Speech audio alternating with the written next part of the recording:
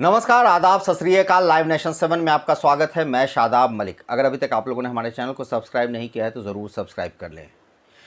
बिहार के 2 विधानसभा सीट पर उपचुनाव होने हैं, जिसे लेकर आपको कई चीज़ें बतानी हैं। जैसे कि एक तरफ जहां महागठबंधन में अभी भी आपसी तकरार है इस टिकट को लेकर के किसका प्रत्याशी वहां से खड़ा होगा। एक सीट है तारापुर और दूसरी है कुशेश्वर स्थान, जहां से चुनाव होने हैं, जहां बाई इलेक्शन होना है। 30 अक्टूबर का दिन तय कर दिया है। अब चुनाव आयोग ने 30 अक्टूबर को इन दोनों विधानसभा सीटों पर उपचुनाव होगा। वहीं 2 नवंबर को जो है वो रिजल्ट आएगा। तो अब जहां महागठबंधन ने अभी तक कुछ क्लियर नहीं किया है, वहीं जदयू ने अब अपने प्रत्याशी की घोषणा एक तरह से अब वो करने वाली है। लेकिन उससे पहले हम आपको बताने जा रहे हैं कि कौन होगा जदयू का प्रत्याशी, क्योंकि एनडीए की तरफ से ये साफ हो गया है कि एनडीए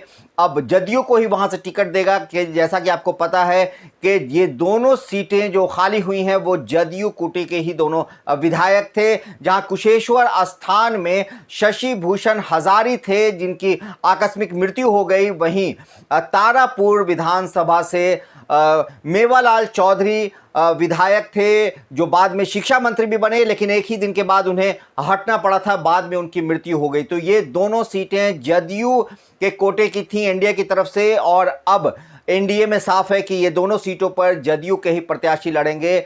लेकिन अब ये भी साफ हो गया, हम आपको बताने जा रहे हैं, जो हमें बिल्कुल जो कहा जाए कि विश्वस्त सूत्रों से हमें जो जानकारी मिली है कि जदयू ने इन दोनों प्रत्याशियों को चुन लिया है और मुख्यमंत्री नीतीश कुमार ने ही इन दोनों प्रत्याशियों के नाम चुने हैं, ऐसी खबर आ रही है।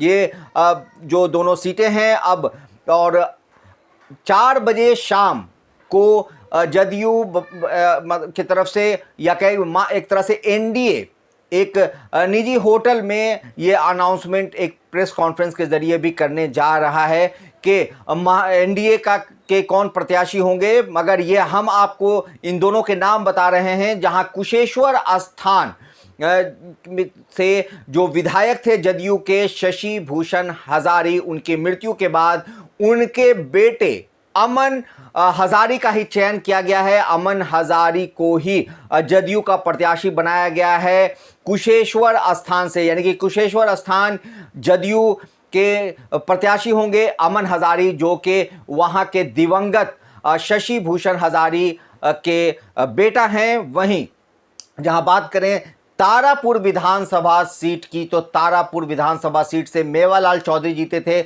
मगर उनके बेटे भारत में नहीं रहते हैं, उनके बेटे विदेश में हैं, वहां बिजनेस करते हैं। इस वजह से वो लोग चुनाव में पार्टिसिपेट नहीं करेंगे। तो अब मुख्यमंत्री नीतीश कुमार ने जो नाम चयन किया है तारापुर विधानसभा सीट से जदयू के प्रत्याशी के तौर पर, तो वो है राजीव सिंह कुशवाहा।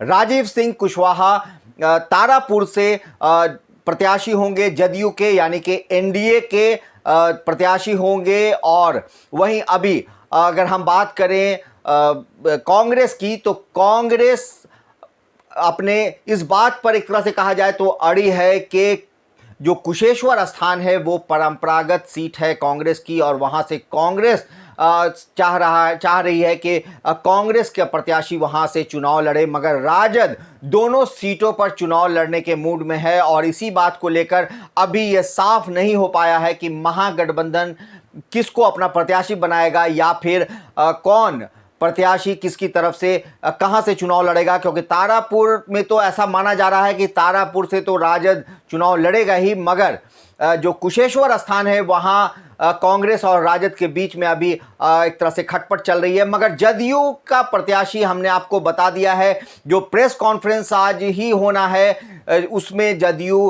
की तरफ से, यानी एनडीए के प्रत्याशी के तौर पर जदयू के ही नेता का चयन होगा और उनका नाम का अनाउंसमेंट होगा। मगर हम प्रेस कॉन्फ्रेंस से पहले आपको उन दोनों के नाम बता रहे हैं, एक बार फिर बता रहे हैं कि जो कुशेश्वर स्थान है वहां से शशि भूषण हजारी दिवंगत विधायक के बेटा अमन हजारी प्रत्याशी होंगे, जदयू के टिकट पर वो चुनाव लड़ेंगे। वहीं जो तारापुर है, तारापुर से राजीव सिंह कुशवाहा होंगे जदयू के प्रत्याशी जो एनडीए की तरफ से चुनाव लड़ेंगे। और ये 30 अक्टूबर को चुनाव की तारीख तय है, 30 अक्टूबर को चुनाव होगा और 2 नवंबर को रिजल्ट आएगा। और ये भी बात लगभग कंफर्म है कि 5 अक्टूबर को नॉमिनेशन फाइल कर देंगे ये दोनों, यानी नामांकन जो है ये 5 अक्टूबर को अमन हजारी और राजीव सिंह कुशवाहा ये दोनों अपना नामांकन दर्ज 5 अक्टूबर को करेंगे। तो अब ऐसे में देखना है,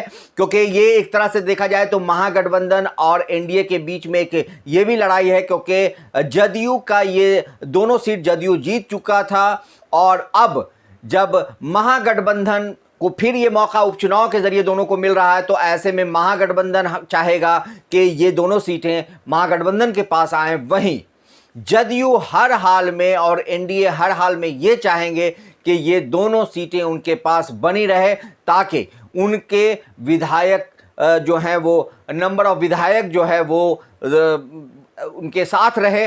अब ऐसे में देखना है कि ये दोनों जो टक्कर है ये कांटे की टक्कर है और ये किस तरह का होगा और किस तरह का चुनाव होगा। अब ये तो समय तय करेगा कि ये दोनों सीटें किसकी झोली में जाएंगी। ऐसे में हम आपको लगातार खबर से अपडेट करते रहेंगे। आप बने रहें हमारे साथ, देखते रहें हमारा वीडियो। अगर आपको हमारा वीडियो पसंद आ रहा है तो हमारे चैनल को जरूर सब्सक्राइब करें। अगर आप फेसबुक के जरिए देख रहे हैं तो पेज लाइक करें, साथ ही ट्विटर हैंडल पर हमें फॉलो जरूर करें। धन्यवाद।